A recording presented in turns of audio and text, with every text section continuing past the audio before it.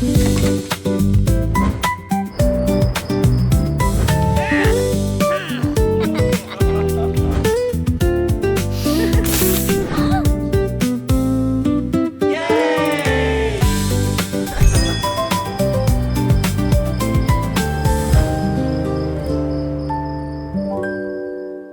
节目由雍和毛发健康智能体联合冠名播出，微信搜索“雍和毛发健康智能体”，脱发问题全知道。本节目由金龙鱼外婆香小榨菜籽油，中国菜籽油销量第1的品牌赞助播出。我要做管家啦！今日主题，我的奥德赛。今天来的都是年轻的朋友，击中我了。谢谢你们给予的情绪价值。现在我觉得还是没有长，就是。我谢谢你啊！我们在奥德赛，你在凡尔赛。OK， 对不起，对不起。说出一个你觉得演技不如你但比你红的人。出了这屋，不面对朋友了。没关系，哎呀8号。我对不起你。这游戏是人玩的。俩人一起出去玩，有4天在吵架，3天还可以。有一个朋友趁我睡着的时候，这真的这。第一次一起看电影就非常喜欢。什么玩意儿？到了我工作之后，我碰到了一个人，就你没有想到他在背后有，甚至是。我就是前面那个工厂，但是呢，这个上当了，我就是要给好多钱，大赔钱。对，大赔钱。当时我就很害怕，然后我就自己躲到了一个厕所里面，找了个男厕所的那个小隔间里面，然后进去我就把那个门锁住。我之前也被人就是打电话臭骂，就是用英语臭骂我一顿。我其实是一个脑子缺根筋，我的性格有时候很尖锐，是因为我真的太没有安全感，我很欠我的很多的东西，现在都没有办法跟自己和解。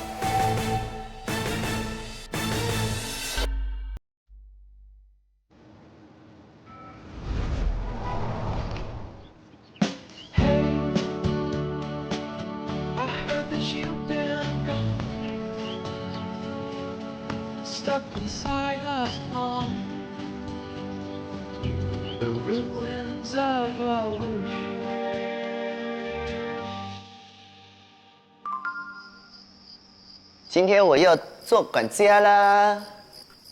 我们每次一回宿舍这边就感觉很凉快哈，是不是？对，就整个这个屋子有一种很宜人的感觉，而且它越来越漂亮了。哦，哇，好凉快！我的奥德赛。什么叫奥德赛？奥德赛其实这个说法来自于就是荷马史诗里面奥德赛这个故事里面的奥德修斯，他就是10年的漂泊，寻找自己人生的方向。奥德赛时期就是讲，比如说18到29岁之间，这个过程当中，有的人就不想那么快的定下来，比如不想那么早确定自己终身稳定的职业，或者不想离开自己的父母那个家庭，然后在这个过程当中的这个就叫做奥德赛时期。对。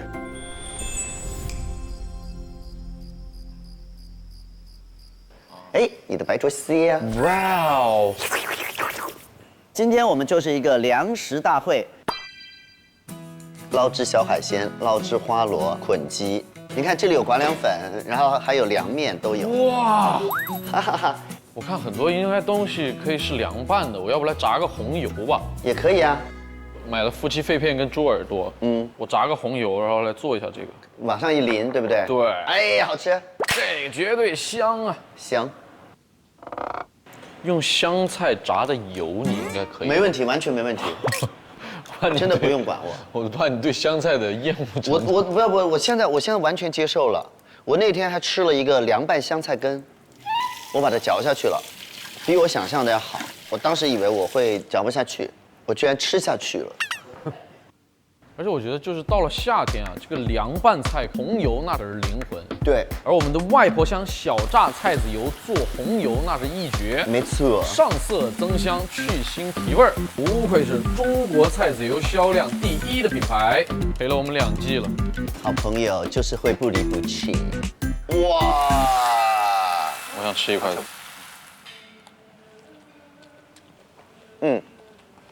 成功。快来快来，菜都凉了。这是你催人的这个口头禅啊。快来快来，菜都要热了，快点，菜都要热了。包包快来，包包快来，就等你了，就等你了。轩怡快来快来，就等你了，就等你了，快来。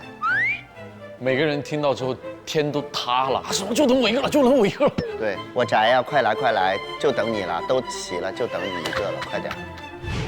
来子快来，来子快来，预言快来，就等你一个了，快点。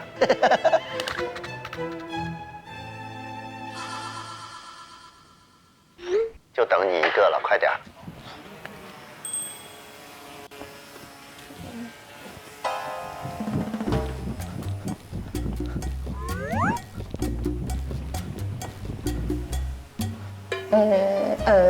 在这儿。欢喜呢，欢喜。你来了，来谁？欢迎你呀！耶！第一名，来换个鞋，换个鞋。哦，我是穿这个吗？这是你刚才自己里面拿的啊，我看过节目。太有才华了，他自己找到了鞋子，他自己找到了鞋，而且他这鞋跟他还特搭，特好看。厉害厉害厉害厉害！他贴了我的名字，是不是？嗯。来，先选个杯子。哇！噔噔噔。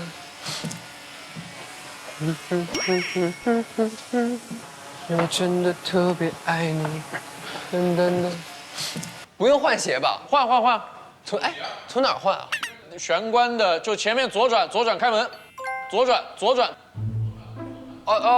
门外面吗？您已偏航。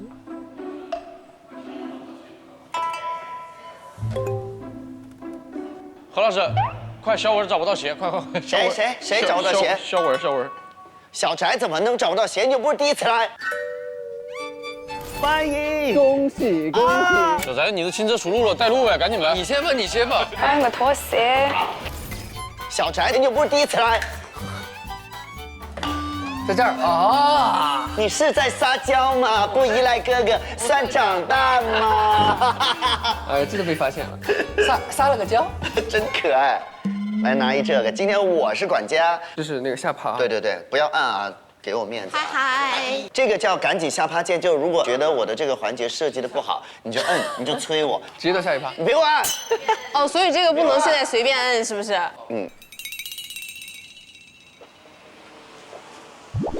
哇，好漂亮！你来啦！哎 ，hello， 欢迎你啊！欢迎你来到我们的宿舍。谢谢。哇！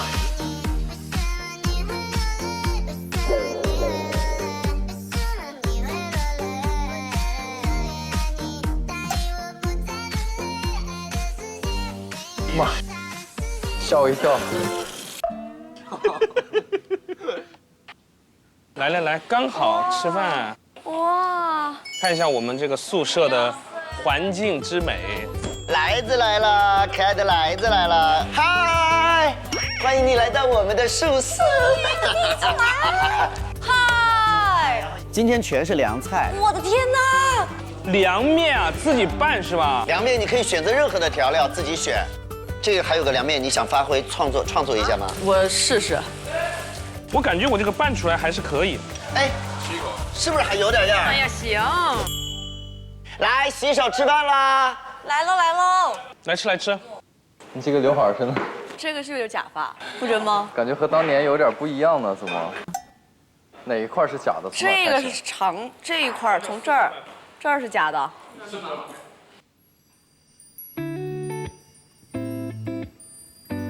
看不太出来，其实挺真的。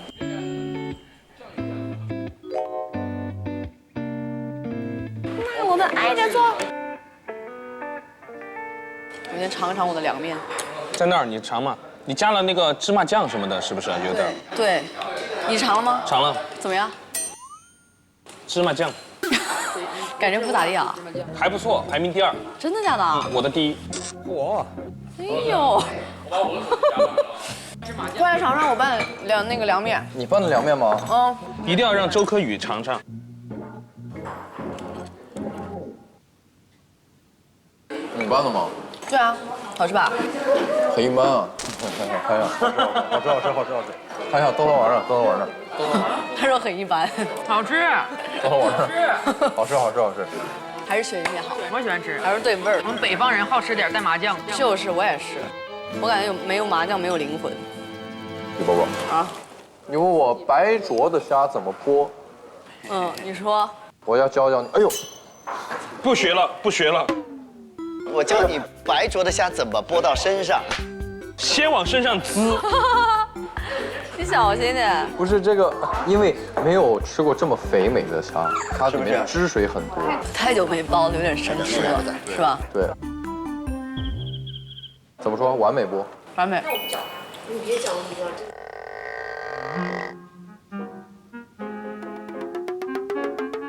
你不是应该是剥给我吃吗？我以为你是剥给我吃的。我刚刚等了你半天，我以为是。是。啊，谢谢。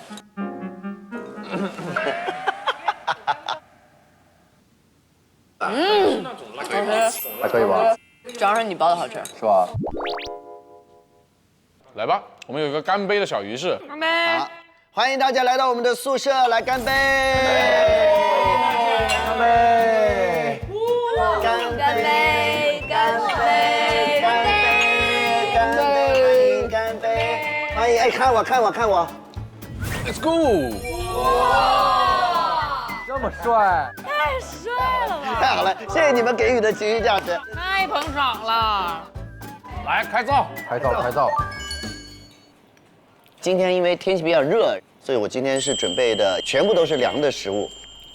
比如说我们有东北的蘸酱菜，然后有川渝地区的钵钵鸡，还有一些捞汁小海鲜，然后呢这边也有一些生鱼，都是可以大家随便选择的。好吃。好吃。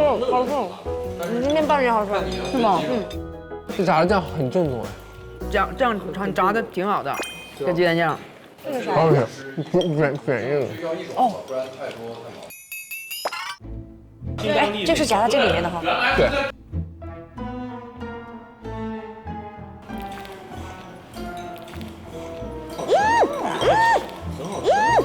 你放鸡蛋酱了吗？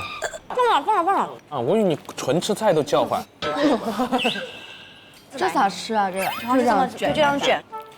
这个是什么东西？东北的。东北蘸酱菜。来一个不？惊雷。不是直接吃酱。哦。吃我这个，我再选一个。你看都在吃葱，雪琴。我不敢，我心里有压力。你为啥心理压力呢？我们都在吃。我怕我跟你说话的时候我就难受了。不会，我憋气，我高情商。那还不是？我带了那个薄荷糖，你吃吧。你放心吧，这葱那薄荷糖一点用没有。你会有吻戏带了的。那个。可没有，万一呢？你一会儿有吻戏？万一。我现在看了一圈在座的，好像除了辛云来以外，没有别人。什么？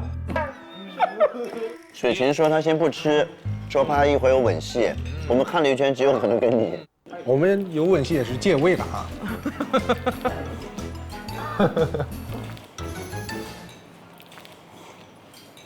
你知道吃虾的谐音是什么吗？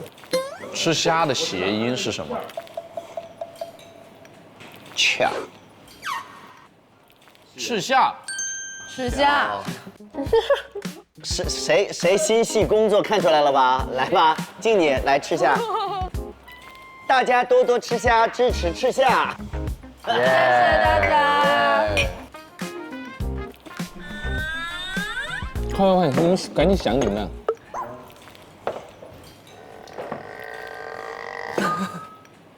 什么吃的能跟你那个想有关系？爱上另一个我。在这个赤夏的季节里，爱上另一个我啊！我天哪，我终于站起来了！今天我站起来了。经理，可以。哎，你们注意到进来那个我那小黑板上写的我的 outside， 注意到了吗？这是我们今天的主题。哦。知道哎，听说过奥德赛17吗？很火呀，最近很红啊，这。对，最近很红。我都没刷到过，真的。老人家，你刷到过？刷了吧？奥德赛17，何老师刷到过？我真的刷到。我真的刷，这肯定强调。他这个典故是从荷马史诗里面，奥德修斯他不是10年漂泊嘛，然后这个时期呢，就对应每一个人在真正成为大人，或者是人生定型之前的一段模糊、迟疑，甚至犹豫的时期。现在有一些年轻人，他会刻意的延长这个时期，那这个时期就叫奥德赛时期。雪琴，你觉得你的奥德赛时期是几岁到几岁？我奥赛时期成不了岁都，可能有那么几天儿。摇身一变长大了。我最奥德赛的时期是我大一上学期结束的那个寒假，因为我在那一个学期里高数考了60多分。高数这门课占学分比重很大，而我们学校呢，你有一门课拉低，你基本就撵不回来了。保研什么的，就是没你事儿了。有我事儿，但得付出非常大的努力了。所以那段时间比较迷茫。我有2个极致的想法，我觉得我好像没有过奥德赛时期，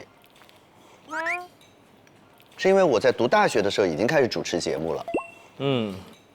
然后大学毕业之后就直接当了老师，与此同时我在业余时间还在做主持人，然后因为我在老师的这个职业上没有再晋升，再加上那会儿又开始演艺工作开始忙起来了，所以在10年之后就决定离开学校，就专业做主持人，一直到今天，哇，没有过奥德赛时期。但是呢，我又觉得我好像一直是在奥德赛时期，因为没有哪个是我特别一开始就确定我要做这件事情的。当主持人当时也只是我的一个学生时期的业余爱好。关于这个职业的我的存在感，其实是在一点点建立，但是我好像并没有说哪一天我就确定我以后要做这件事情。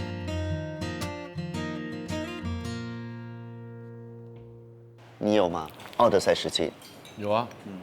你们敢抓活鱼吗？活鱼那么多简单啊！为啥不敢抓？那时候看学做饭嘛，看那个网上教程嘛，感觉学做饭就得学一个大菜嘛，就学做鱼，所以你得自己杀。对，要把它那个内脏要去掉，然后再把它牙齿剔出来嘛。鱼要剔牙齿啊？要把它牙齿拿出来，因为它牙齿很腥。然后我第一次我不会弄啊，大概过了1个小时左右吧，就在那研究，就是要把它那个内脏要去到什么程度，然后牙齿要剔到什么程度。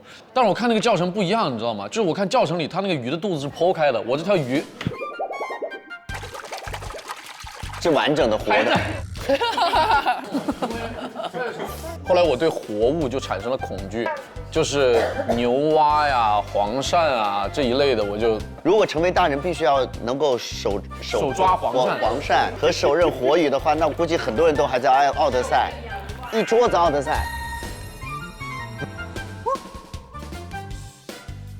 那我太奥德赛了，我这辈子都不会不奥德赛的，我会奥德赛一辈子，钱都在奥德赛。来自有吗？你的奥德赛时期？来之。我感觉他那么一笑，感觉有东西，是个有故事的男人。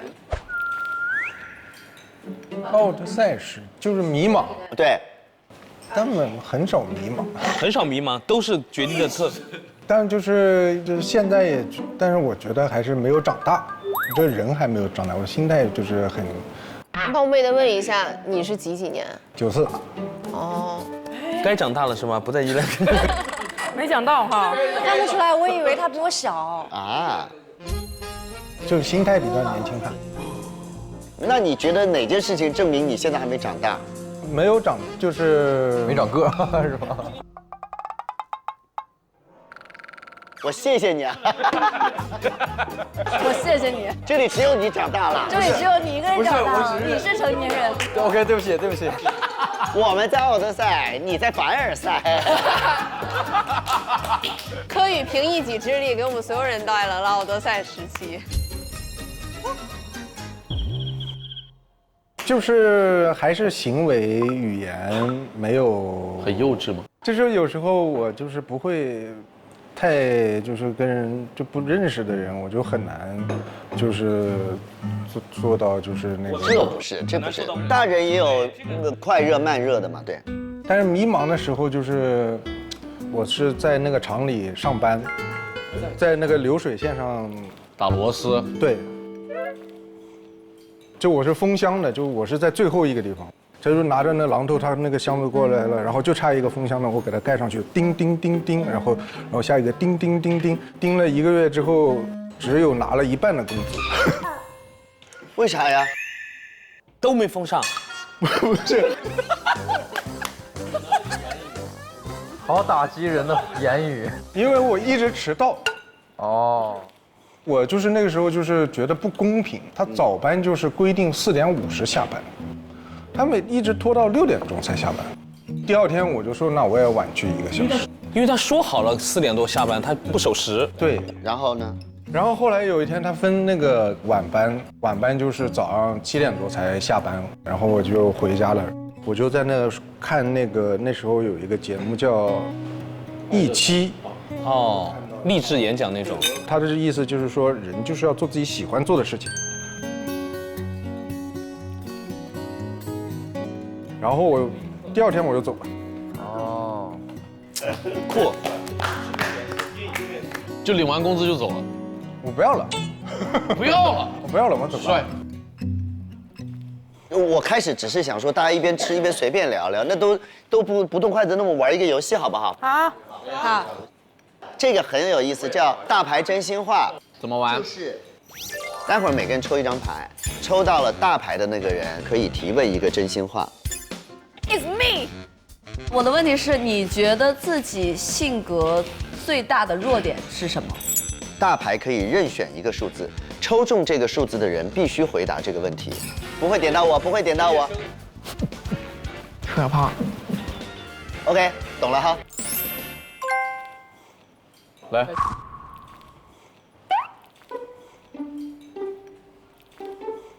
这就是个强制真心话大冒险。哎呀，大王，来吧，听提哥的题。这问出来，你有没有过那种就是？不是，你别光笑啊，你说呀。很难问，根本没有想好。你这个问题轻一点，轻一点，我感觉你会说到我。我第6感来了，真的。我随便问一个，看好不好？你有没有遇到过那种就是？大家都说特别好的一个作品，你去看了以后觉得不咋地，不咋地。哎呀，太可怕了！哇，太恐怖了。迪哥说出一个那个公认的影帝、影后，你觉得？要不咱再聊会儿《奥德赛》吧？对，要不《奥德赛》还没聊完呢。说出一个你觉得演技不如你但比你红的人。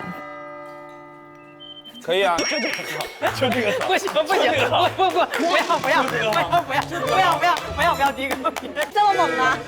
兄弟，这游戏是人玩的，这游戏是人玩的。可以。别，就这题，迪哥就这题。别了吧。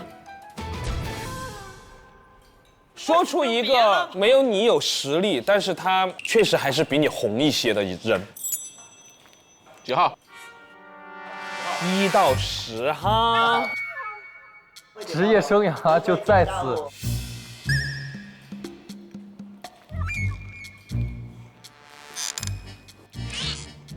8号。8号。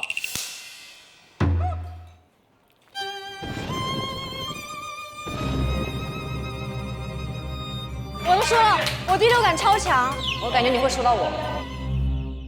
哦。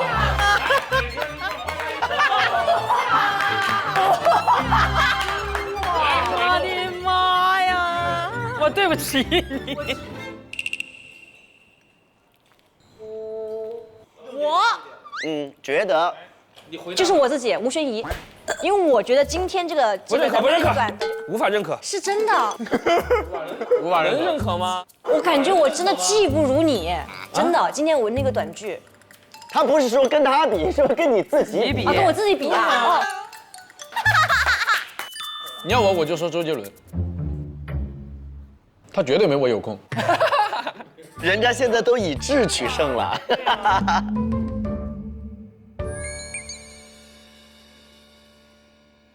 哎，下一个我们就是点2个数字。行，点2个数字，一个不过瘾。我们再来个精彩的题，好不好？啊，精彩的题吗？来，大王吗？看一下。耶！哦，妍妍不怕，妍妍不怕，没有压力。做好人没有压力，语言。你的题啊？什么意思啊？善没有压力。你们想要什么类型的？想要善的，善一点的，善一点，非常善的。什么活动和你好星期六一起邀请，你会为了这个活动推掉你好星期六？好问题。又善，又不善。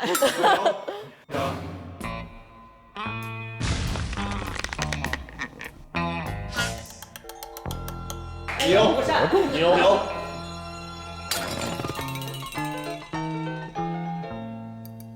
有东西，他就好回答。我俩更好回答。我好回答，都老干过事儿，我俩老干这事儿。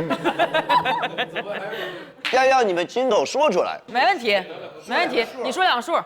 那就是C7A。6、7吗？6、7。7是谁啊？6是我。是你啊？帮我想想，快帮我想想。谁和谁？我。哦，你先来。我先来吗？我讲一个客观因素。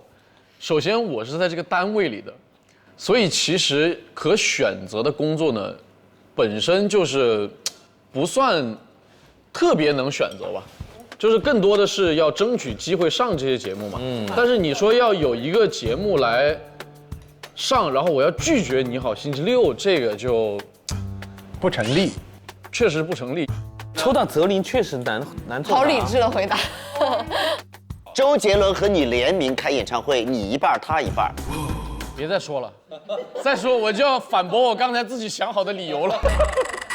我现在确实是觉得录好六已经变成自己的日常，就是生活吧。然后每次和一个说困了。好了，知道了。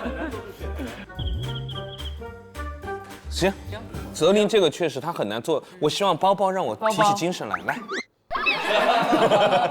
你把希望寄予在我身上。没事，听听看嘛。没有，随便说。我只会更拉胯，那没办法的。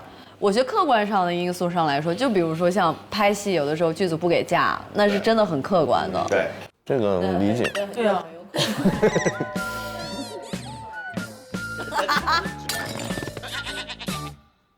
哎，外面还在下雨吗？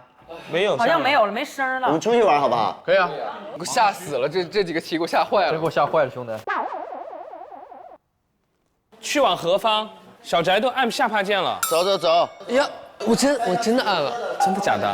我刚刚过来以后，你在裤兜里偷偷按吗？我真的，因为想到是何老师管家，不好当面按哈。对，我真的按了。你怎么知道的？不知道，我乱说，想诬陷你。我刚刚按了一下，我真的按了。你看我就是容易说中。走，带上自己喝的到外面去。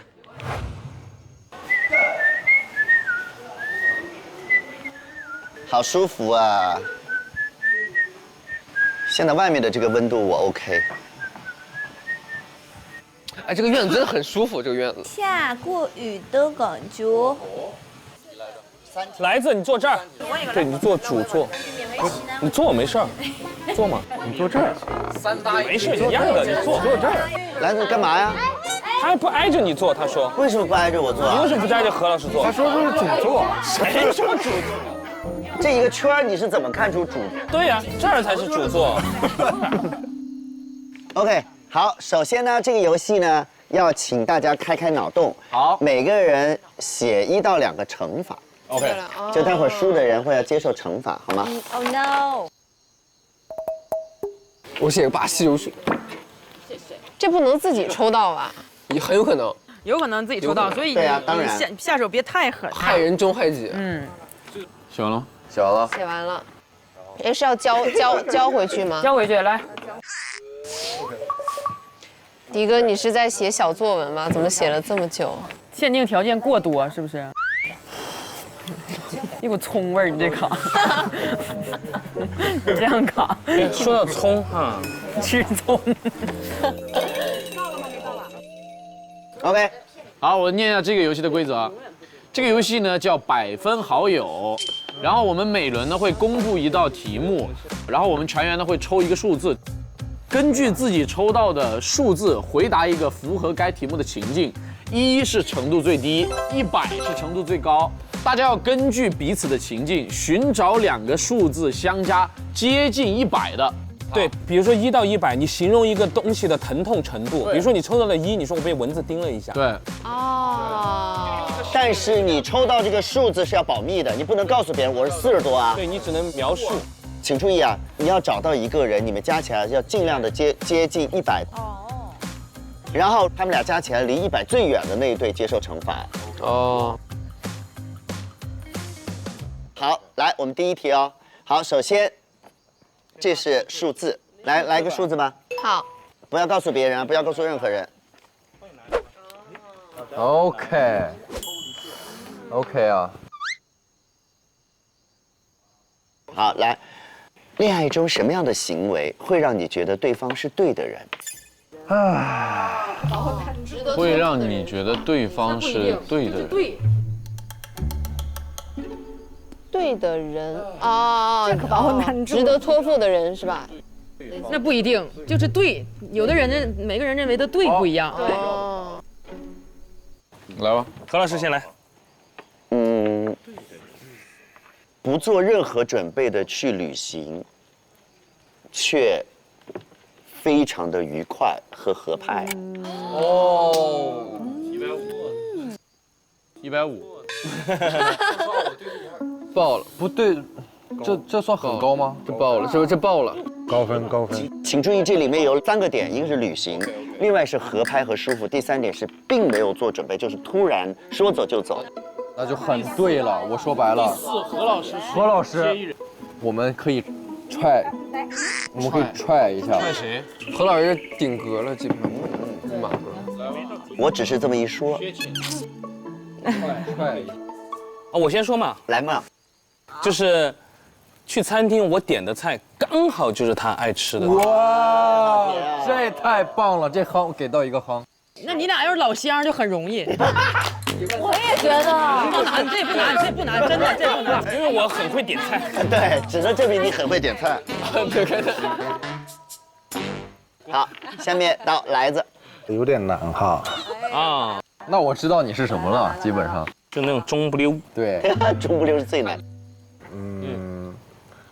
也是没有做攻略，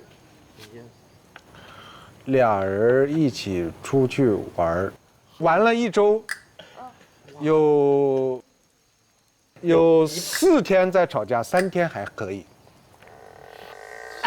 懂了。不是他这个不就是我们说的有点违规行为吗？我说白了，什么？哎，啥意思？说白了不是3/7吗？那就是3/7的匹配程度。你3/7的话，懂了。40左右嘛，40上下嘛。对，好，来，再来。两个人第一次一起看电影就非常喜欢，然后都会在喜欢电影还是喜欢对喜欢这一段，就这一个电影中的某一个很细节的桥段。哦，在我这20以下，这俩影评人嘛。我觉得这个非常高了。这很高，这很高，这在我这很高。真的假的？对。第一次看电影，两个人一起看电影，然后碰巧这个桥段就是并不是网上传播很火的。就冷门桥段，在两个人那这个高了。你要加上冷门桥段就高了。知道自己不对但让步。等等，知道自己不对但让步。但嘛，你就应该让步。是对方，就吵架的过程当中嘛，他知道自己不对，而且他还让步。对，明白了。我觉得他应该不会超过40，在我这儿，以我对泽林的了解。其实我觉得，他既然这么纠结，肯定是比较偏中的。他这个肯定是会中下吧，中偏低。可以别分析了，朋友们，快往下吧。OK， 那么我的这个就是，你会觉得你们两个的星座还挺合适的。星座很合适啊，了解。好 ，OK， 好，来包包。对方是一个特别有仪式感的人，会在每一个节日都给你准备上节日礼物，或者是而且准备的还可以。哦。几年？这还要说几年吗？不一样哦，几年不一样哦。第一年通常能坚持哦。那就第1年吧。第1年，所以应该不是很高。啊？那2年吧，那2年。2年 ，OK， 好，懂了。2年。50上下吧。中不溜。那3年吧。3年呢，应该上不溜。那个发信息秒回， OK， 就无论什么时候。一般吧，一般嘛，只是比较爱玩手机吧。爱玩手机客服。客服来了。哎呦，我好不容易想到一个差不多的。他的肯定不高，我就知道。来，一言。比如说，走在路上看到这个树，觉得它很绿，拍张照片发给你。分享日常。对对对。我觉得在我心中他这个很高，但他说的很平淡、平静。我在观察他。我是比较冷血的人。OK， 懂了。你们2个对事情的看法很一致。就是三观比较像呗，就是三观比较，就是可大可小，可大可小。OK， 好，现在开始选择。你们谁吃得下我这坨大菜？你这坨谁想争取我吃得下我这坨大菜？何老师，我吃不太下。你又吃不下了？我可以试，但是咱俩有可能会爆出一点儿。轩怡可以吃，轩怡只是消息秒回。你吃得到我的吗？你吃得下我的吗？害怕。你害怕呀？对，因为你小，但你不是很小，对吗？你是小的，是不是？我觉得我比较小，但我不知道大家会怎么想。我就给你吧，好不好？咱俩就好不了，咱俩其实没什么纠结，我觉得其实没什么纠结。秋千，咱俩不是？你是啥来着？我也想跟你试。你是啥来着？我是那个就看电影很match一个点。那咱俩试一把，试一把啊！对，我是这。你就跟我组，你就跟我组，真的。我咋跟你组啊？哥会骗你行，那我跟你组。我和新云来了。为啥呀？你为啥？你们什么时候沟通上的？我们俩觉得不错，他是个旅行还吵架，我是点菜刚好喜欢，是不是还可以？可以，你俩可以。没吵架那几天肯定就点菜点对了。咱俩来的，我感觉差不多。我俩，他呀那啥了。我们点菜刚好喜欢，旅行有3天没吵架，没吵架那3天就点菜点对了。别害怕。不对，别对了，这样不会爆。我原来想剩下那个跟我匹配吧。要注意。我这数原来想说一下。那我跟轩怡啊，来，你俩，来吃下亮牌。亮牌。第一张。我们有可能会爆。90。说什么？信哥的没错。90。哇。好，行，听你哥的没错。你俩来。啊，我俩，来，我很期待你。他是吵架，玩7天吵3天，来预备走。3%的匹配程度，40上下嘛。你52，还挺近。你俩玩7天吵4天，你应该玩7天吵4天呀。我没有往那个方向，玩7天吵4天的方向算。人家很尊重游戏规则，我们在冤枉人家。你应该说玩5天吵2天，我就听懂了。挺大，你比我都大。来，我42。17。14。我就说我刚开始找了来子，我说了我这个数差不多，真的。来自怪怪的，整一些。我也想着，我这个点菜，但你太肯定了，你跟我说刚好，因为我点菜刚好，我是不是刚好？来吧，你们俩吧。我们。我75。我2把爆了，爆的不多，就差一点，就差一点，还行。来吧，你跟玉言。他除非要绝我，不然的话，我跟玉言就应该是合理的，不然我就来。老师，你先来。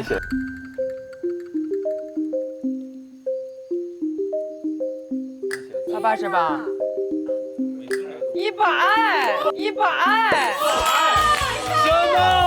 100。哇，你看，什么？哇！我就说我吃得下你，耶，好开心啊！他们2加1分，好厉害！哎呀，如果是我们，惩罚距离最远的，距离最远应该是我跟轩怡，对你俩最少，我们才56呢。16，对，惩罚你们是，对，轩怡来吧，一人抽一个来。这里彼此的那种魅力。你们俩主要私底下太快确定哎了。，这不怪我啊，再抽2张和左手的人一起玩成。再抽2张，行。你是啥？含水唱歌，2只老虎忐忑。哇，这么多！你选一首歌吧。哦，我学唱忐忑也蛮好忐忑。爱带来了，爱带来了，忐忑可以看到海水唱。哎呦，我感觉他，啊，来。好有才华。音准好好，好有才华啊！音准非常准。好，你抽的第2张一起完成。我俩一人选1张呗，你来来。这个很简单，30秒平板撑。他写的。哎呀，真是个善良的人呐！我就先撑下了啊。好。用3种不同的语气说我错了。哇，这谁好？这我写的。好短句啊！他今天是受了短剧的熏陶。来，你站在他旁边，他做平板车，你要3句话对他说，因为是你抽出来，让他接受惩罚。来，30秒计时开始。我错了，小伟，我不应该把你抽出来。好尴尬呀！他就30秒，你快点吧。我错了，肖文，我真不应该把你抽出来。哎，我错了，肖文，多大点事儿啊，蹭会儿得了呗。行。给，好玩，开心。好，刚刚应该是预言和何老师100分，100分，对，你就是最棒的100分好友。对，但是各位，其实我们的宿舍呢，还有一位100分时尚好友。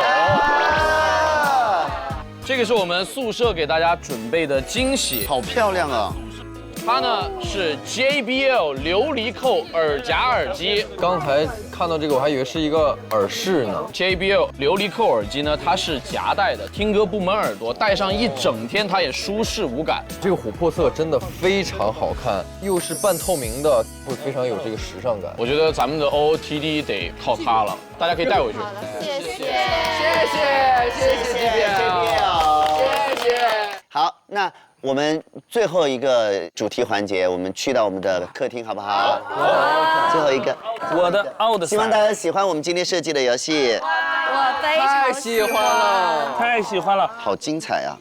本节目由雍和毛发健康智能体联合冠名播出，微信搜索“雍和毛发健康智能体”，发现你的头脸美学。本节目由金龙鱼外婆香小榨菜籽油，中国菜籽油销量第1的品牌赞助播出。本节目由喜之郎果冻赞助播出。开心时间来一个，多点关心，多点爱。本节目由 JBL 赞助播出 ，JBL 琉璃扣耳夹耳机，无感夹带，时尚加分。本节目由触感绒绒，吸水稳稳，1周一换，超贴心的洁丽亚洲抛绒绒巾赞助播出。上芒果 TV 搜芒果卡俱乐部，解锁各大综艺节目签名照、演唱会音乐节门票等超级权益。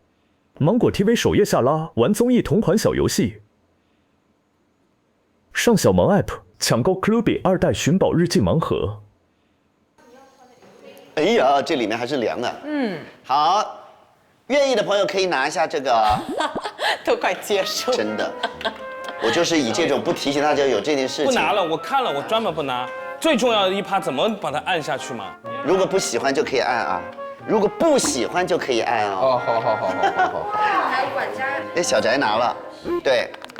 好，不要按了。讨厌。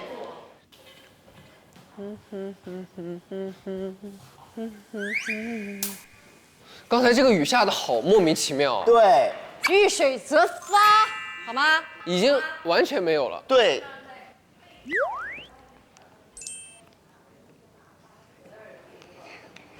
找一个位置自己落座。对，随便坐就行。好的。你要往里坐。我坐这儿啊，行。你往里坐呗。好，我坐这儿行。大家不往里坐嘛，往里坐嘛，没事没事，我不想坐里面，我就坐这儿。我往里坐要接着何老师的故事后边说故事。哦，我的故事不用担心，我都没想好要说啥。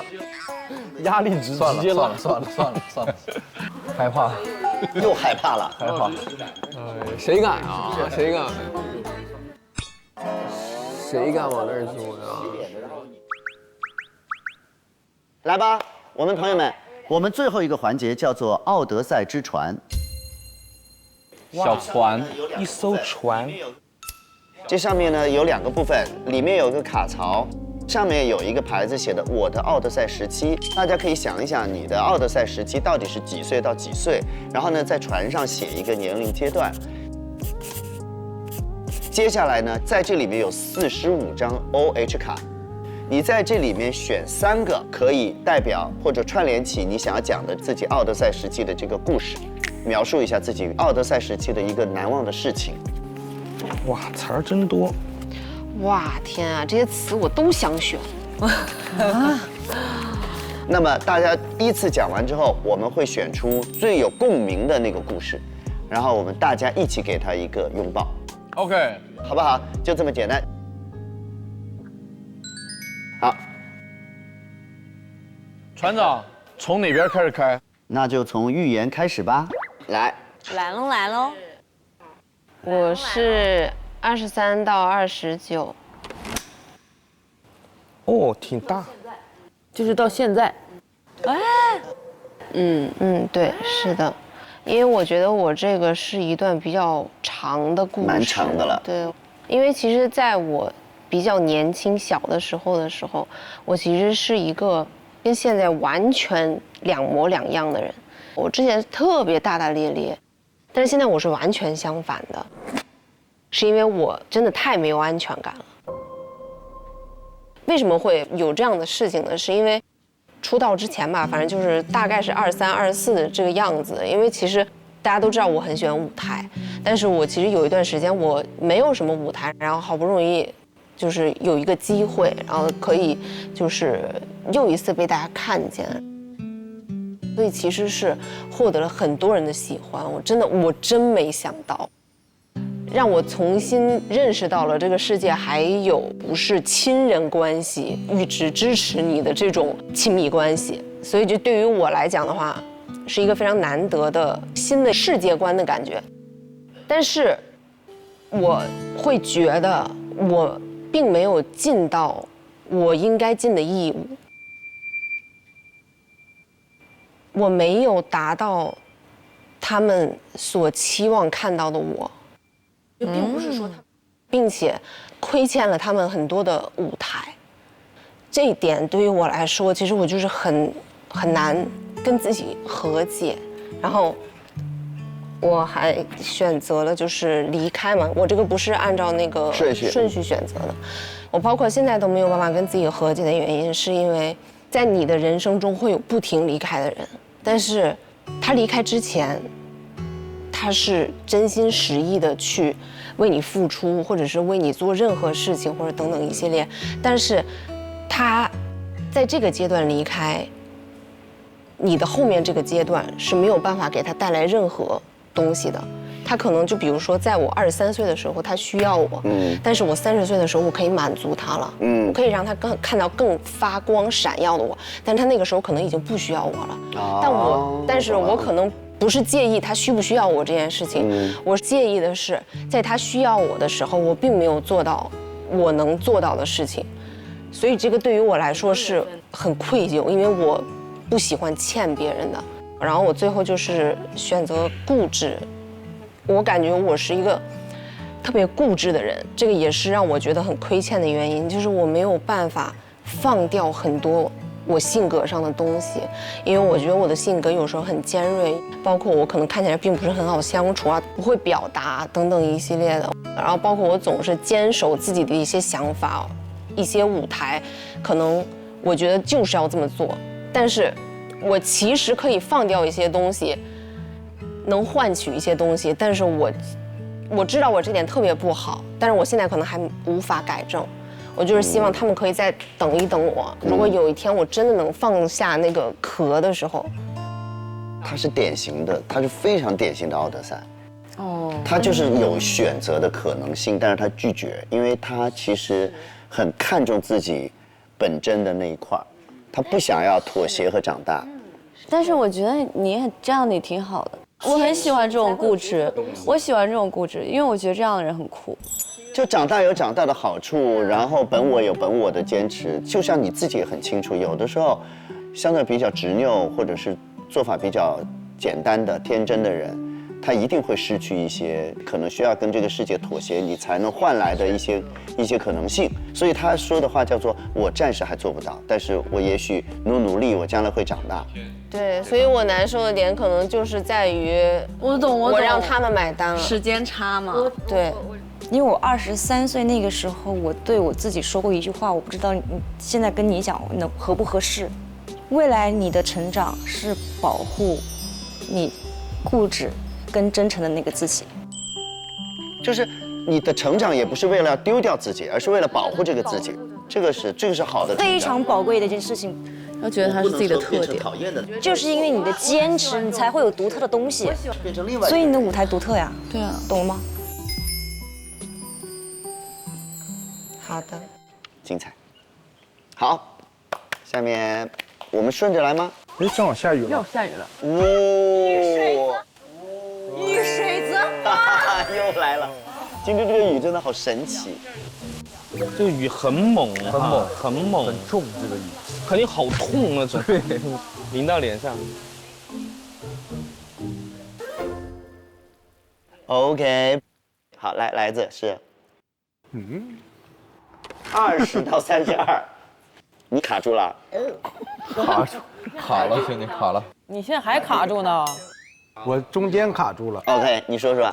我就是前面那个尝试嘛，刚刚吃饭的说的那个。对，从工厂出来，尝试自己想做的事情。对，但就是也不知道什么是自己喜欢的，然后就尝试了好多不同的工作，那个服装店那个 part time 兼职，还有那个我有摆摊，摆那个路边摊。路边摊啊，是哪种？卖啥呀？我卖那个女生的首饰。发卡。那你应该客源很好啊，对啊，长这么帅。不，我那是我第一个尝试的事情，因为社交能力很差，以前更加不会说话。我单压了。单压。Punch line。如果人家讲价呢，那个时候，哎，这就巧了，我卖的第一单我就亏钱了。讲到比进价还低，我忘记那个价格是多少了。因为进来是5块钱，然后卖了3块钱，然后我耳朵贼红，我记得。你紧张了还？啊，我紧张，他问我多少钱，我是，哎，多少钱？我说3块钱，然后我那个跟我合伙的回来说，我说是不是亏了这不？我说我俩查了一下，5块。进了5块钱，卖了3块钱，好可爱。后面就是想做那个婚礼司仪。哇！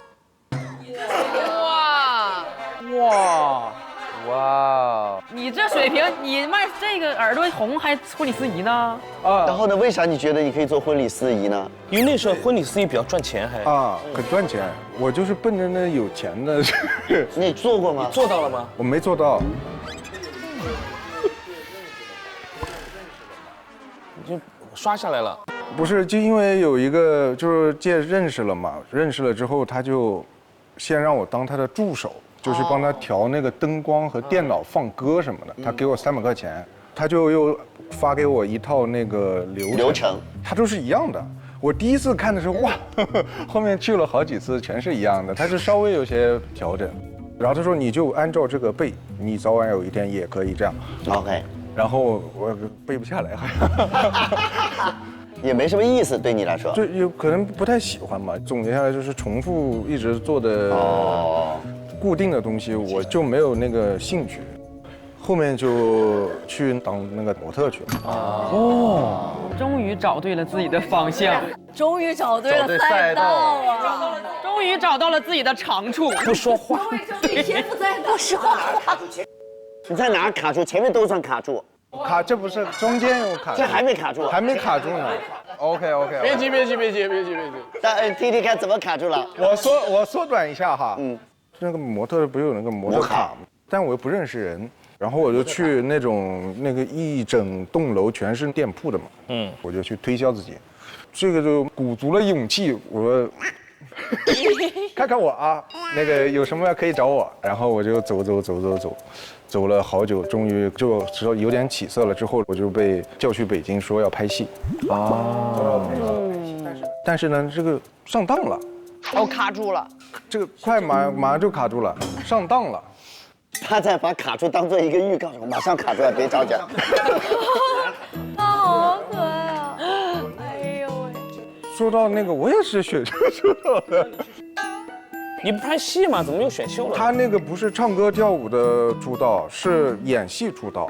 演员请就位。对，那种的。然后最后也没出道，这给你签了合同，我就发现没什么，我就回去杭州拍别面了。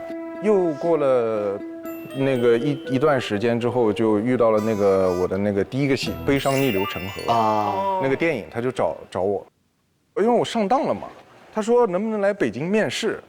我说不行，不可能，骗子，不可能第二次上当。马上过年了，跟我说你自费让我坐飞机去北京去面试，我说不可能。来回弄了几次之后，他就找了那个制片人跟我视频什么，我才信的。然后我就去了，去了之后我就在上海见了导演，然后聊得觉得很好。然后他们说最后你要跟前面那个公司解约，这就卡住了。这个卡住了。哦，解不了约，在这儿卡在这儿的，卡在合同。哇，卡在合约上了哇！哎呀，卡住了，但是我就是要给好多钱。大赔钱。对，大赔钱。那人生最迷茫的、最焦虑的时刻就是那天晚上，就是说拍这个吧，因为对这个没有概念，就拍了又能怎么样呢？有可能还不如我现在的这个稳定。还得赔钱先。对，还得先把那么多钱赔掉。然后我妈也来了，就是说，别说了，回去吧，回去找个班上吧。找个班上。你这个还没干，你又搭钱进去，然后我就从那个公司解约的那个公司走出去了，就没谈拢，跟我妈。走到一半，我没说话，我就停住了。我妈就感应到了，然后我妈还是比较宠我，然后也比较开明，说算了，那个就弄了。天啊！所以才演了那个电影，才一直到现在。就尝试卡住，然后尝试卡住，不是尝试卡住，兄弟。现在来到电影的尾声了，最后就是面对了。你面对什么了？就是在这个工作的这些年里面，也一定会遇到一些时刻，就是那个样子啊，或者怎么样。我就现在我的心态就很平静，能演这个或者说我不能演这个，我都没有很大的波澜，就很平淡。什么事情会激起你的兴趣？演戏就是演戏可以，因为后来我发现了为什么爱演戏，就是接受不了这个一成不变的东西。然后演戏又可以过很多不同的人的人生。我同意。就对于我来说就比较有新鲜感。这点真的是我觉得当演员特别好的一点。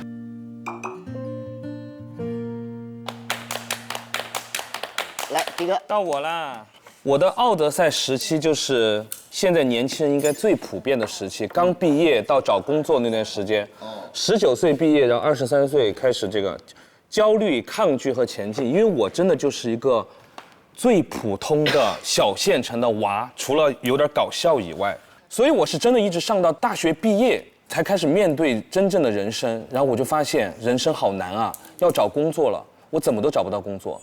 因为我上那个大学学的编导，那个编导系也不是我真的想考的编导系，我是考表演系进去的。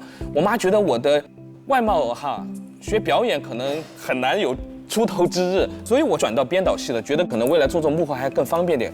但是我呢又是喜欢搞笑，所以大一的时候在网上，当时跟我一个朋友拍了个枪族双煞，也就是后来大家看到枪族小煞，那个时候小有一点名气，但是大学毕业以后也就拉倒了。我就以为我的最顶峰的明星梦应该就到那儿了，网络红人实际就结束了，我就开始要找工作了。那个时候出来特别难找工作，4个人去面试，3个人都能进去实习，只有我进不了。但是我后来反思了一下，可能我的简历的照片是那个倒挂在一棵树上。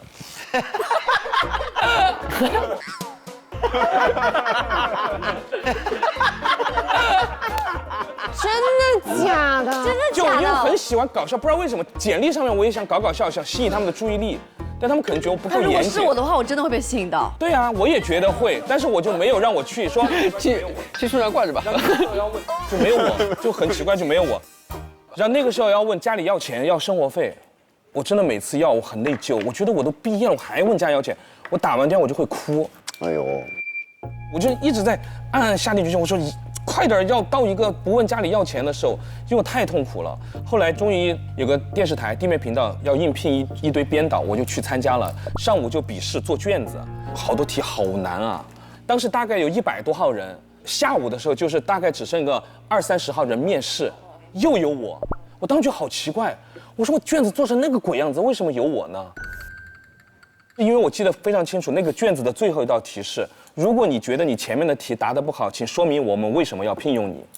我就说你们要找的是导演，导演是一个思绪灵活的人。我以前网上拍过视频，怎么样？洋洋洒洒写了一大篇，我觉得这个应该是吸引住他们了。最后一题出得好啊！面试的时候就一个一个进去，我是最后一个进去。我一进去就开玩笑，我说哈哈，压轴登场。我们是按成绩排的，成绩最差，分数极低。那个老师说，因为你后面写的就是我们很想见一下到底是何许人也。多放声势。结果最后大概只剩下8到10个人左右，又有我。到了第2天了，然后家里有摄影机的带着，没有台里给你们发一个，自己到一个步行街上去。拍一期节目回来自己剪片子，这个是最终的考核了。当时我就跑到那个街上去，我也不知道拍什么，我就想到那阵子正好那个《千里之外》那首歌很红，我说我就拍那个《欢乐街头秀》，怎么着我就逼路人唱这首歌，有些大爷根本不会唱，我说大爷不会唱也没关系，你就说，我耸你开千里之外，你照着我的说，我就把它剪成不同的类型，有动感 rap 型，有深情款款型，会唱的就剪到一起，我一下就进那个电视台了。哦，那你值得才华呀！但是上班第1天抗拒了，早上9点钟就要打卡，到了下午4点钟左右，带我的那个老师，好了，我想到今天拍什么了，来杨迪，待会儿我们到那个步行街去，你就在那个腿上套个塑料袋，你在街上走，我们偷拍，看一下路人会不会提醒你，我们拍路人的那种良心什么时候发现，类似这种人性测试，就让我套个塑料袋到处走就拍，拍完以后6点多差不多下班了嘛，我就以为下班了。老师说好，我们接下来吃个饭。今天晚上通宵剪片子，通宵剪片子。我上班第1天，我不干了。就是我真的花了2天时间考进去的电视台，我第1天我就不干了。我觉得时间好蹉跎，好浪费啊！白天都没有事情干，突然还要通宵剪那个塑料袋和那个，我就这样子，电话拿起来，喂老师，我家里给我打电话说我那个有点事儿，家里。当天就跑了，我当天就再也没去实习了。哎呦！后来我又去了另外一个电视台，就感觉这个电视台工作各方面更专业一点，但是我不知道为什么那边就是实习期遥遥无期，每天带我的老师都会说加油哦，要留下喽，就不知道都7个多月了，还在加油，然后也没有自己的办公桌，就是公用了一个电脑。所以那一刻我看到的是我的未来，看不见未来不可怕，看得见未来才可怕。我点开那一刻，我点开那一刻，所以我说不行，我现在家里又有事儿，实习。喂，老师，我家里又没有，我其实更迷茫了。我就不知道怎么办。但是我运气比较好，在于什么？因为我大一的时候拍了那些网上那些视频，后来我有个学弟在电视台实习，那个正好要找搞笑的人，他说我有个师哥很搞笑，在网上拍视频，就把我喊去了。我从那一刻就敲开了这个录综艺的门。所以那个时候是我前进之路，就是09年开始的。后来我就在录节目上，我就机会就抓得牢牢的。包括录那些节目，有些老师点我说，其实你一上台，大家就想看你，因为我那时候很豁得出去嘛，大家就想看你，所以我就开始给自己编节目什么的，只要有机会我就把它牢牢抓住，因为我没有办法做按部就班的生活，我发现不行，我还是得。喜欢创造，这个是你的热爱了。对，发现只要我做我喜欢做的东西，我就很开心。所以我今时今刻我都非常感激我现在所有的工作，这就是我一直以来追求的东西，结果真的做到了。确实，选择一个喜欢的工作很重要，即便干得不好，心情也是好的。但是也是很幸运、很不容易的，其实。对啊。好勇敢。棒。来看看柯宇弟弟。这咋办？希望你没有卡住。我要卡住了，我感觉。没事你不用说的那么。对，其实简短一些没关系。对，来吧。我的故事也12到16岁啊。对，12到16岁。2014年的时候，我12岁。我是散养长大的孩子，我是跟哥哥长大。然后我哥哥就说，要不以后你也不知道干嘛，你就尝试，要不就出国读书吧。然后就让我去上了一个国际学校。然后去到国际学校里面呢，我就非常的恐惧。对，因为我不会那门语言，所有人都是说英语的。然后我一直是在国内的学校上学，他们的教材和我们的也不一样，包括他们的文化和我们都不一样。在外国学校里面，他们那些孩子都会觉得比较崇尚于你运动特别好，或者是你的就是一些技能啊各方面才艺特别的好。然后我从小呢就是胖胖的、矮矮的，然后也……你说的是谁的故事？我呀，胖胖的、矮矮的。对呀，哦，换了个人哈，感觉是，就是没有任何一项技能是比较拔尖的，所以在那样的学校、那样的文化氛围里面，我就非常的害怕。然后我就记得我刚入学第1年，然后就有外国孩子，他们就跟在我的后面在聊天。然后我就在教学楼里面走，然后他们就跟着我走了很长一段路，然后我就听他们在后面有说有笑的，然后我就能听到我的名字，但是我也听不懂他们在说什么当时，然后我就很害怕，然后我就自己躲到了一个厕所里面，找了个男厕所的那个小隔间里面，然后进去我就把那个门锁住，然后就听他们到外面去上了个厕所，边上厕所就还边在聊天，然后都已经上课了。铃声已经打了，因为我也不怕迟到了，就是我说等他们都走了，我再出去。等他们走完之后，我就出去，然后到班里，老师还问我为什么迟到，我说我刚才那个肚子不舒服什么的，我也不好意思跟他说。然后那一天开始，我就下定决心，我一定要学会这门语言，起码以后他们在说什么，我可以听得懂。对，然后那个时候在国际学校里面就是比较焦虑，然后也比较恐惧。因为我从小的性格就是比较没自信，其实到今天为止也是一样。虽然现在做这个行业了，但是还是会很不自信对待很多事情，对待自己。然后当时我以前放假就只喜欢玩游戏、喝奶茶。然后有个暑假呢，就有我哥哥的老婆，是嫂子对吧？嫂子，哥哥的老婆。sorry，就是我就是嫂子。他跟我讲说，这个暑假放假也没事儿，你去见一个人吧。然后我当时就去见到了，就是我现在的经纪人。然后他见我第一面的时候，他就想和我签约。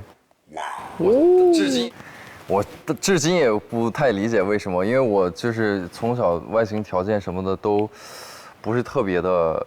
没有啊，我看你那18岁长挺帅的呀。不是，那18岁我都已经去参加节目了。我是他说16岁的时候。16岁。你16岁不可能矮矮胖胖了吧？16岁肯定长个了都。好想看一下呀，有吗？有16岁的时候？哇，有真有。是不是找一张出来，然后我们说多好看啊？这个是我小的时候。左边的是我大哥，这个是我。哦，那是小时候是不是？对。这是多大呀？11、12岁。哦。就是我小时候个子也矮。12岁没长开正常。你是在1年之内大窜特窜是吧？我是有一个暑假长了20厘米。你吓到没？那个暑假？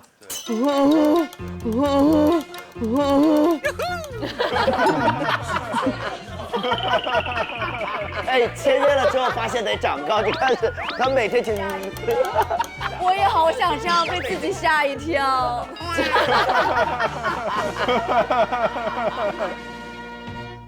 后来他们就把我签到了这个公司，但当时我也特别不想做这个行业，我非常害怕聚焦在所有人的中心，我非常害怕摄像头。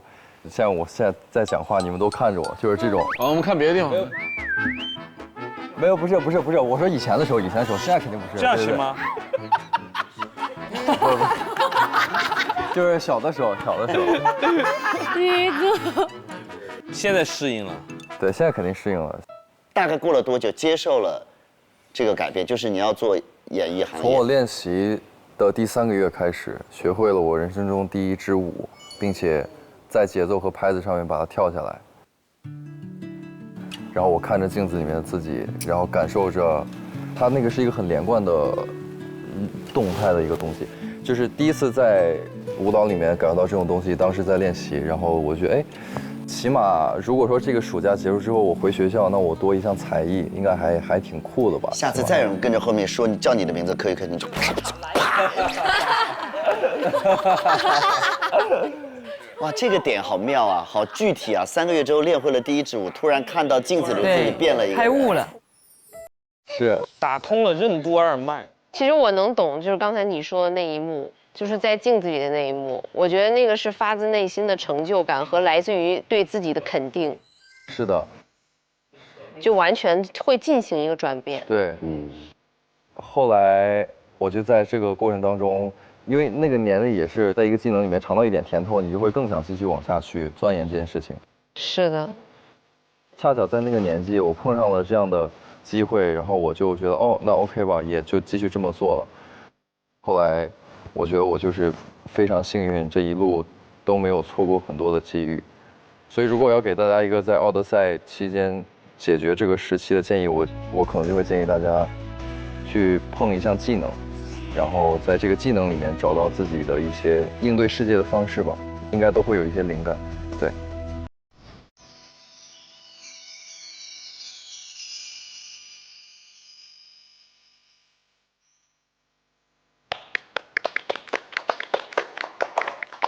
家就是那个帮你sorry， 我家以为是就是顺带着，因为家里的人哥哥嫂子。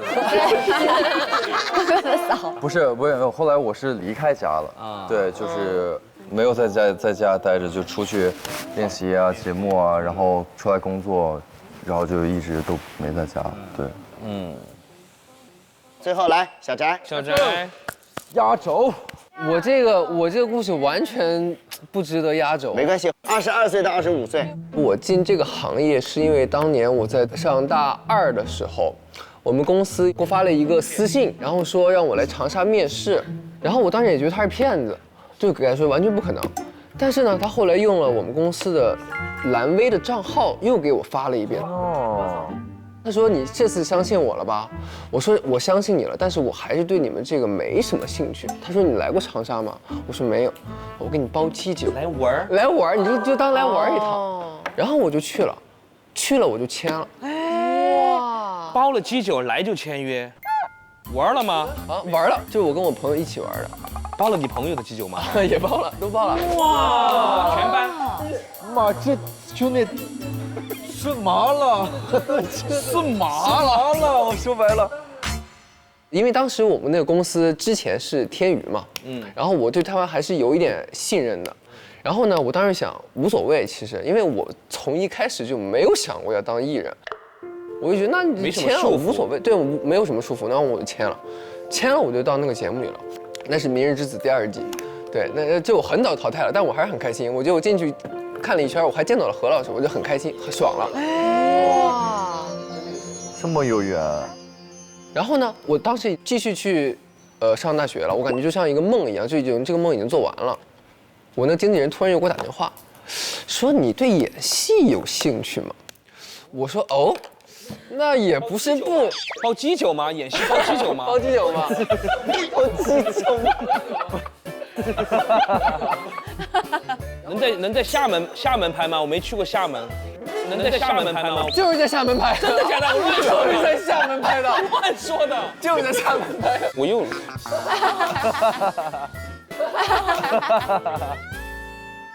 他问我你对演戏有兴趣吗？我当时大学学那个专业其实并不是我很感兴趣的，我学的是计算机。我就说也不是不能试试，那你去演戏没准还能碰到更多好玩的事儿。去了以后呢，演了一半，突然我们公司又说。就是巧到无法再巧了。我们当时去创造营2019，我们公司其实派了5个人去的，有1个人走了，解约了，莫名其妙空出了一个位置，没有人去，然后他们也觉得，说要不让他再试试吧，就去了，去了以后莫名其妙又出道了，因为我当时其实完全什么都不会，莫名其妙，太优秀了。出道了以后，我觉得这其实都不算我的奥德赛，因为我就感觉一直在被事情推着走，因为一路都有基酒，一路都有基酒，你不走也得走，每一步都有人包我的基酒。然后呢，就是我感觉我的每一个时段都会出来一个人说，要不你去干个这个试试吧。然后这个时候又出来一个人，要不你再去干个这个试试吧。那你奥德赛是后面才来？后面2年之后团解散了。然后我当时其实也很坚定的觉得我想去演戏，当时也拍了2、3个戏，都顺利播出了。然后呢，就到我的奥德赛时期了，就是在这一切都非常顺利的时候，突然就因为各种原因，然后有大概3年的时间，我没有任何的作品播出。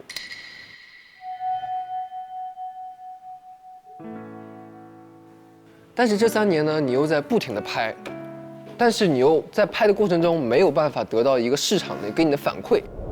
虽然我也不是一个非常专业的演员当时，但是我会对我自己的那个角色有一定自己的理解。但是你并不知道你去理解的这个点是不是被大众所接受的，因为他最后没有见到观众，这个你只能靠猜。所以说，先适应以后还是要硬着头皮前进。然后这个陪伴是我觉得那段时间能陪伴自己的人只有自己。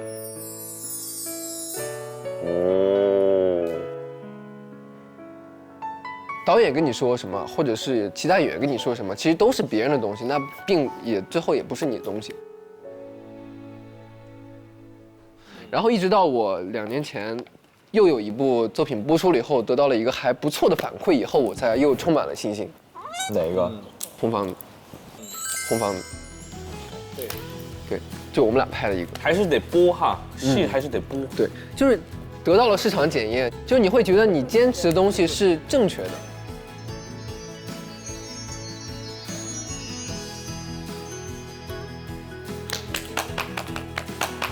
不管，挺好的。主要还是基酒救了我，因为不包基酒真不来，绝对不来。啊，这个期间算是我最犹豫的时候啊，6岁，而且我直接拿着我的行李跑到北京去。这个对我而言，就是我人生中第一次交朋友的危机。就你没有想到，他其实是阻拦你一些事情吧，不想再交新朋友了。因为我发现周围的朋友们，每个人都很有目标，只有我像个大傻子。然后我焦虑之后，我就选择了躲藏，我就不见他们。但是我觉得总的来说，大家都走出了自己的奥德赛时期，对不对？我还没有。不管你有没有走出，都没有把奥德赛的迷茫时期当做是一件特别恐惧，或者是特别觉得是不对的一件事情。因为有的时候往前走也好，或者停一下也好，都不见得是用简单的对错去形容。当然，如果每个人可以在某个时间点都有人可以，或者自己可以往前推一下，往前走一下，那肯定是很幸福的。所以其实我觉得小翟的故事放到后面是给我们很多亮色的，没错，对吧？欢乐。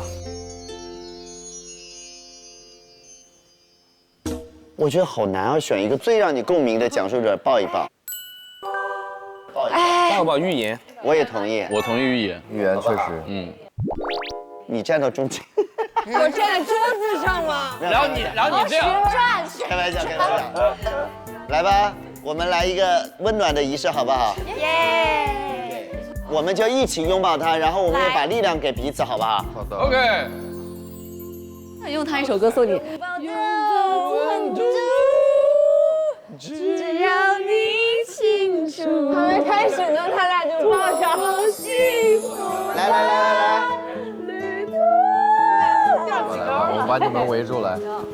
德林来啊，德林。来，我先给你们拍一张，我再来。来，抱紧一点哦。你要不要一起进？没事。来，那我放一只手进来。1、2、3。来，祝大家都顺顺利利的。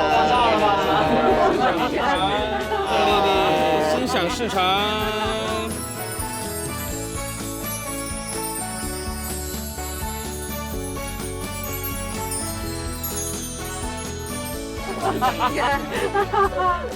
顺顺利利。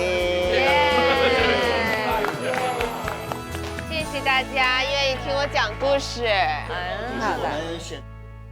最后就是我们选出今天1对1小伙伴，然后呢，他们可以去湖边，可以聊10分钟的谈心，就看是1对1是哪2位，好不好？你跟谁聊？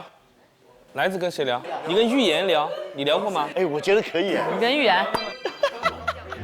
泽林，今天1对1啊，我有3个版本，大家来听一下。首先有赤夏和这个爱上另一个我，就是比如说包包和柯宇，轩怡和小翟也是一个版本。另外呢，还有一个野路子，我觉得我很期待，就预言和辛云来。哦，就史上最难推进的无法沟通。啊，我喜欢这个。但我总感觉来自跟你好，莫名的搭呀。就你们俩的感能，我觉得来自跟预言这个搭配太棒了，是不是妙？真的。你们聊一聊嘛。聊10分钟哈，可以的。可以，他可以，你邀请他。我可以聊10分钟，我可以聊10分钟。人家邀请你。邀请你了。来吧！我已经得到大家的拥抱了，我受宠若惊。路上练功了，家人们。去吧，来吧，来，就是聊10分钟，然后最后有一个板子，写一下一个你们彼此的祝福也行，或者是写一句话也行。待会儿我来叫你们，10分钟之后，预言同学，祝你好运。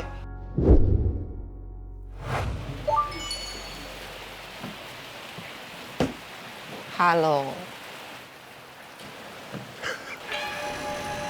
救命！你是E人还是 I 人？我 I 人呢。哦，那我也是 I 人。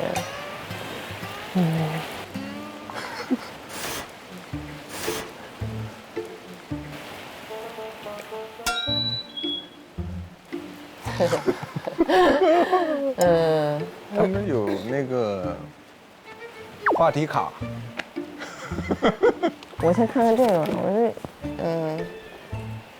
有话题卡。有话匣子扭蛋机。你看，有话匣子，我们一开始就得用话匣子。哎，是那个是不是？是不是那个？没话题聊，5分钟。哦，5分钟之后才能打开。你觉得这宿舍怎么样？宿舍我觉得就是录完那个嗨6之后过来就是很放松吧，就是没有那么累，就很放松，可以坐下来吃喝聊天。你回答的好深度啊！我想问你的是，你觉得这个宿舍环境怎么样？啊，宿舍环境肯定好的呀。我也觉得。你看这个下着小雨还不错。那我们先舒服的。对。我们先舒服的感受一会儿，怎么样？在这可以那什么，这下雨不错，我比较喜欢下雨天。哎，但是我有一个问题啊。哎，你说他们就是对面的这些居民楼，是不是都能看见我们？他看的话，他硬要看的话，也可以看了。因为他就是这个，肯定可以看到嘛。其实这是我第一次就是来海里玩儿。其实来的时候，我感觉我不知道我该如何做自己就 OK 了 ，Be yourself。但我感觉我就是一个特别拧巴的人啊，做自己的话，就是我很担心，我很无趣，所以我觉得做自己，在工作里面，我就很害怕，我是一个很无聊的人，然后人家下次就不会邀请我，觉得我没什么意思。那也没事，那也没事，那也没事，那也没事。你就是要做自己，所以你才会显得很有意思。你不要太紧绷，就跟那个我演戏的时候也是一样的。你表演的时候，如果你很紧张的话，你肯定演的就不自然了。所以就不能紧张，就是会比较的放松。放松下来之后，你就会展露出你独属于你自己的魅力。这样大家就能看到更多的不一样的闪光点。maybe 啊，我这个也是不是随便瞎讲啊。我们是不是可以开那个箱子？哦，可以 ，OK。它是个哇，绿色的箱子，来扭。我喜欢绿色。这个是哦，我可以往外扭的，是不是？嗯。你先扭吧。没事，你先。哦，好。哎呦呦呦呦！哦，在这儿。直接打开了。你觉得你人生中最大的成就是什么？最大的成就，一下子就这么大的话题。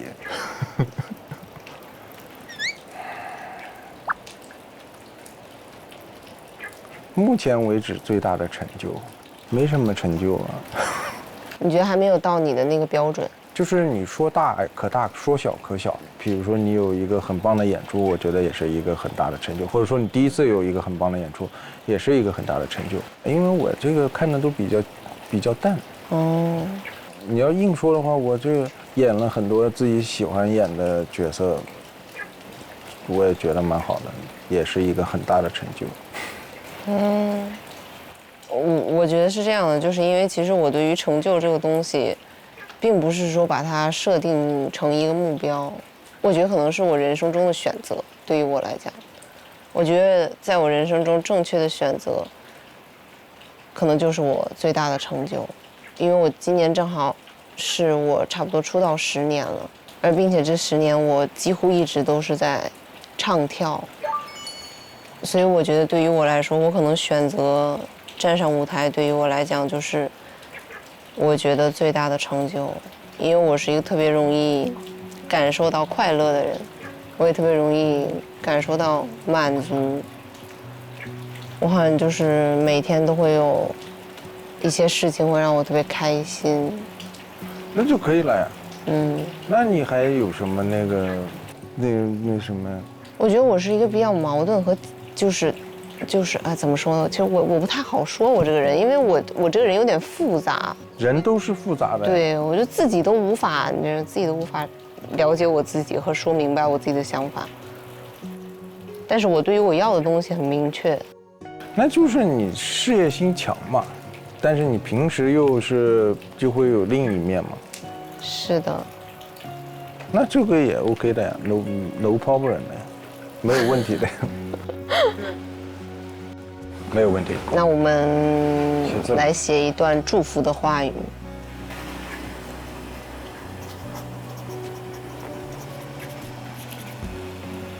好。我的这个就是希望你可以完成你心中的那个成就。好。OK。闪耀。我是愿你永远坚持内心所想，保持住 chill。OK。很开心今天和你的谈话。OK。走吧。救命啊！2个大 I 人，谁懂？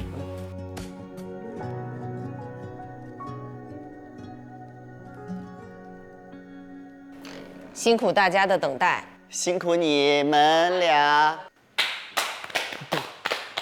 我给来了撩一身汗呢，怎么的？干啥呢？外面有点热，对，外面有点热。怎么样？还可以。我期待你们俩的聊天儿，到时候希望有一个直拍全记录。车到了吗？你们？他们有些小朋友都已经撤了，我和泽林还在等。哎呀，辛苦了，辛苦了。他们有的人有点早，我们没事。辛苦了。我们俩没事，我们俩还就是场上。对，就住这儿。辛苦了，辛苦了。何老师，你给我发微信说快来快来，菜都凉了，是什么意思？因为全是凉菜，我没说错吧？是不是没说错一句话？是，我后来发现确实也是没说错了。我后来发现不对，后来我就说，菜都热了，凉菜都要热了，下次再来玩。走了。走吧。我今天的管家日记，我写的是，也许没有100分好友，但会有一直拿100分的好朋友。哎呀，太厉害了，我们俩。哎呀，来自永远默默的跟迪哥锁定，一锁定就爆52加50。我今天拿了2次102分，真的，他永远都102。咱俩那个也是102，也是102分好友。OK， 拜拜，来自拜拜。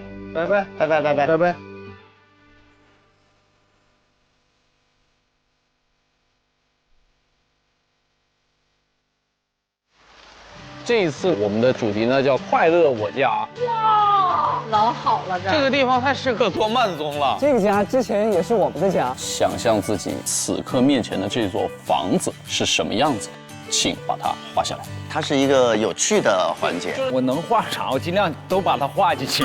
画急眼了，从此画画界又多了一个无关紧要的人。哇，下暴雨了，朋友们！遇水得风。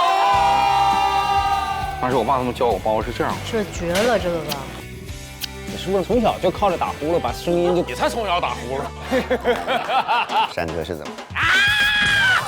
就把一屋子人都打跑了。我之前听到有其他艺人谈恋爱，他就没事他就见家长，完了换一个再见家长。你绝不能接受失去的朋友有几个？那这一桌只能保3个人。是，那你要是有第11个好朋友怎么办？就慢慢续上，再把前面踢了。我们看看谁最能瞎掰，什么玩意儿？这都是。从那边开始吧。我明明就跟玛丽姐给我来个，那就从这边。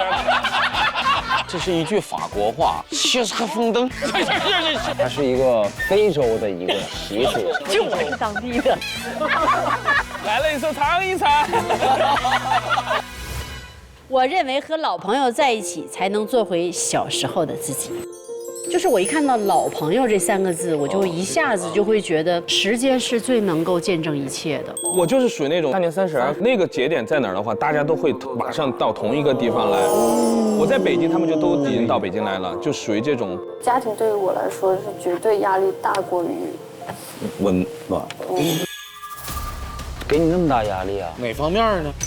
其实是女性之间的这种相处。等一下，是谁啊？这西装革履的一位男士。